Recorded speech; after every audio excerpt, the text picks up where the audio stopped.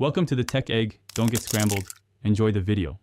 In this video, I will explain how to change a Ford Edge key fob battery.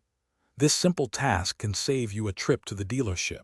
You will need a small flathead screwdriver and a new CR2032 coin cell battery. Make sure you have a clean, well-lit area to work in, as some components are quite small. Let's get started with the first step.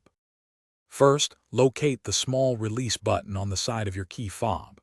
Press this button firmly and then pull out the emergency physical key. This key is essential for manually opening your car door if the fob battery dies. Once the physical key is removed, you will see a small slot inside the key fob where the key was housed. This slot is where we will begin to gently pry open the casing. Now, with the physical key removed, gently insert your small flathead screwdriver into the slot you just exposed. Carefully twist the screwdriver to pry apart the two halves of the key fob casing. Be gentle to avoid damaging the plastic. Once open, you will see the old CR2032 battery.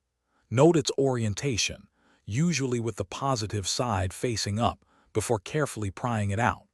Insert the new battery with the same orientation. Finally, align the two halves of your key fob casing and gently press them back together until you hear a satisfying click.